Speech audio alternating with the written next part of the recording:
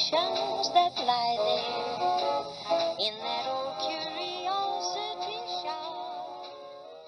Well, hello everyone, I'm Scott from the Old Curiosity Shop, and I'm going to pop in this afternoon and give you a little tiny thrift haul. Now, I think this is Sunday afternoon, it should be anyway, that's when I plan on releasing this video, but hey, don't forget to come back tomorrow night, that's Monday, when you're going to see my second installment of Not So Scary Autumn Decor.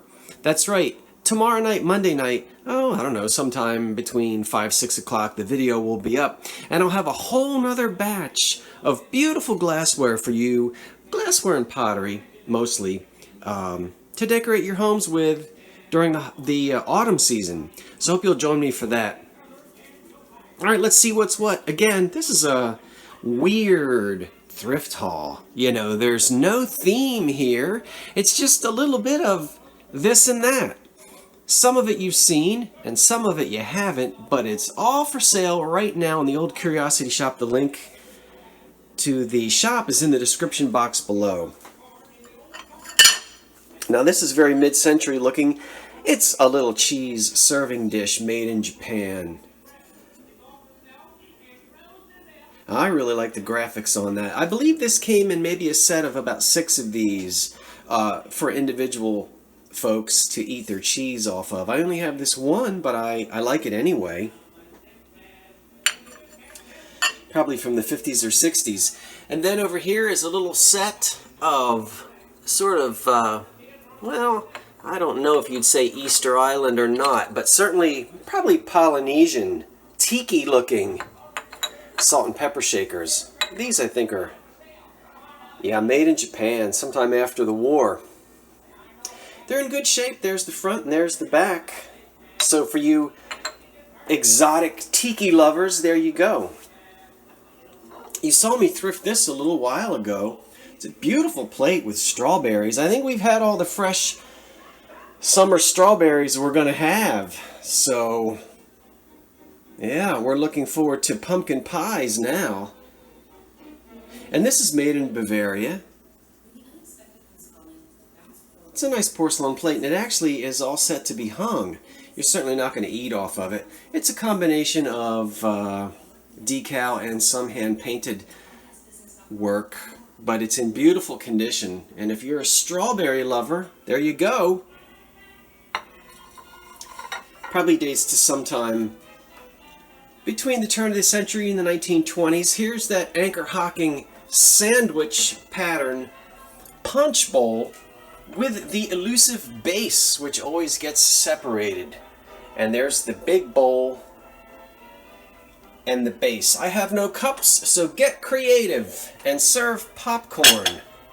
I'd actually eat cereal out of that. It's just the right size for my Captain Crunch. Now this is just bizarre. I've shown this to about 5 different people, and it all reminds them of a snake. Ooh!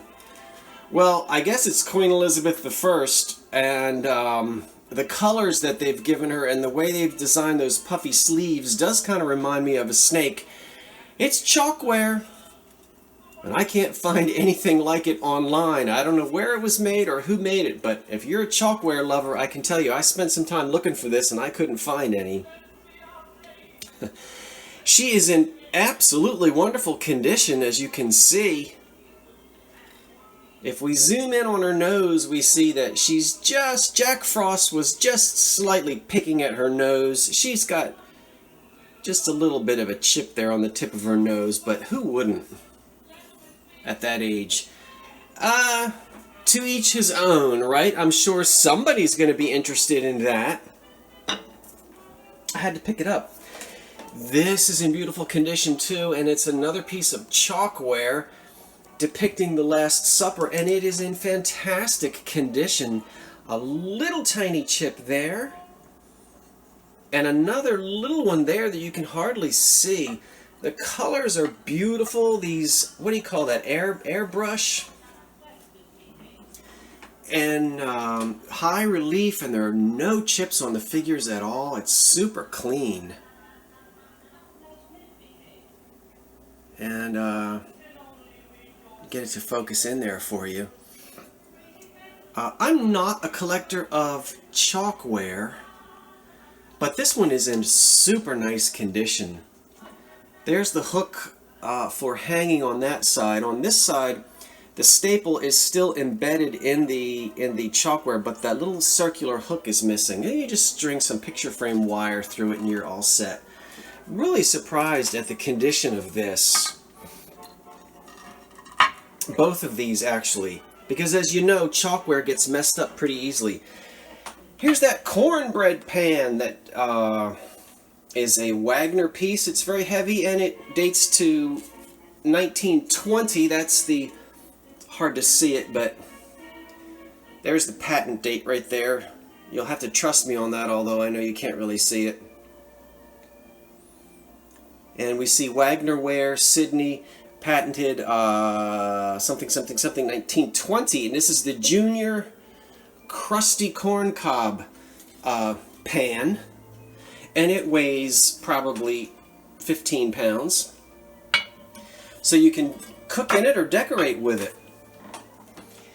The cat is patiently waiting at his dish. I'm going to rush through this video and feed you, Salem. Hold tight. This is really sweet for anyone who has a nursery, or maybe you'd like to give a gift to someone who likes vintage items and maybe is getting ready to have a baby. Hush, my babe, lie still in slumber. Holy angels guard thy bed. Heavenly blessings without number gently falling on thy head. So sweet. And a little tiny frame there. It's all original. This will date sometime to the late 30s to the early 40s. You know, we go into Hallmark stores today and buy things very similar to this. And this would have been purchased at Woolworths or a little 5 and dime as a gift. Back during those days. There's the old string to hang it. And I didn't have to take it out of the frame because it's in such good condition. Let me feed this cat and I'll be right back. Okay, the cat must be obeyed. This is somewhat in the Art Nouveau style. It's a little letter holder, and it would have belonged to a larger desk set. We really see the Art Nouveau style when we look at the base of the inside. That's very Nouveau, and even the bottom of it, the lower half of this, then the top is just sort of a medieval knight, I guess, with his mask on and all these fancy curly cues. But the design on the bottom and on the inside is going to really date this piece to just before 1920. Made of brass, in good shape. You can keep your bills in there on your desk in style. Now you're saying, Scott, you already sold those. Well, I have a second pair of these wonderful, heavily gold-plated salt and pepper shakers, and this set I held off on because there's damage. Now that one is perfect. This one, however, has 3 chips on the top. There's 1 chip, there's 2, and there's 3. If you'd like to attempt to cover them up with a little gold paint, go for it. That's the only damage. They are missing their corks, but otherwise they're in really good shape. They are absolutely beautiful. And this absolutely is the same pattern, and it matches the larger set that I currently have running and I think ends Monday night. So whoever is bidding on that, if you want a second pair of salt and pepper shakers, there they are, they match. A 1930s green enamel teapot in super good condition. And this one, I believe, is unbranded. There's nothing on the bottom of it. We have one little ding there, which is typical for enamelware. And I think one on the little knob on the top. But this teapot is ready to be used. Yeah, I'll let you see the inside of it. I would use that. In the 30s. Really nice. Here's a lusterware cookie jar with everything except the cookies and its handle. The handles were sometimes made of rattan or some kind of reed. They break, it's missing. Somebody told me you can get them at the craft stores. You know, the big box craft shops. I didn't look into it because I thought somebody might like it just like that, or they might fashion their own handle or go and, you know, replace it with something that they'd like better. I'll let you see the scene on the front. I guess that's a pagoda. And then there's the scene. Typical, you know, lusterware colors. Made in Japan before the war. And that's, again, sometime between 1920 and 1940. Small cookie jar. But there aren't any chips or cracks on it. Very vibrant colors. From 1961 is this McCoy vase, which I forgot to list, but I think I told you about it in a previous video. McCoy dates to 1961. Here is a sake container with the raised, and I think somebody helped me pronounce moriage. Am I saying it right this time instead of moriage? Anyway, you know that the layered paint that you see on these pieces. Now this guy, we'll let you see here. I've never tasted sake before, and there's none in it, so it will be shipped completely empty. But there's the label, the foil, well, not foil label, but the gold label that's still on there. And we can see here it says hand painted in Japan, finest Japanese porcelain.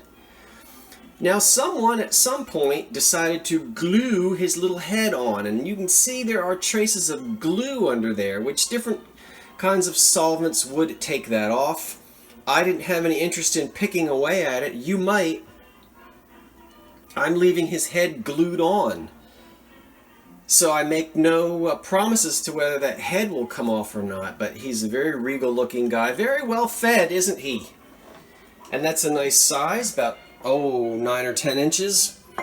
There's no damage on him, and if you collect Japanese porcelain, he would kind of be neat to stand up there. And then on this tray, an assortment of things. You saw me when I thrifted this and couldn't remember the word gauge. I don't know why, it just decided to escape my mind, but this probably dates to between 1900 to 1930. And it says that it is a Burns dental casting machine, pressure gauge of some sort. For anyone who wants to restore one of those machines, or perhaps someone would recycle this, the steampunk crowd like those kinds of things. I love this little staple here called the Tatum Buddy. T-A-T-U-M-B-U-D-D-Y. Who had one of these in the 1960s? It's in good shape. I think someone has already bid on this. It's got a few of the staples still in it, enough to get you started. It works perfectly well. It's in good shape. People like old staplers. That's Taylor Smith Taylor, and I think it's called the Kathy pattern, but you know, I might have that wrong. I don't know why my light is so bright here. Mid-century. A little creamer. And then I have another pair of the Franciscan Ivy Salt and Pepper Shakers. This one is perfect. This one has the tiniest, and I mean it's no bigger than the size of a head of a pin. And that's usually my definition of a flea bite. We'll zoom in and focus as best we can right there. Okay, that right there is the little nick in the top. And so I am satisfied not calling that a chip, but saying it's a flea bite instead.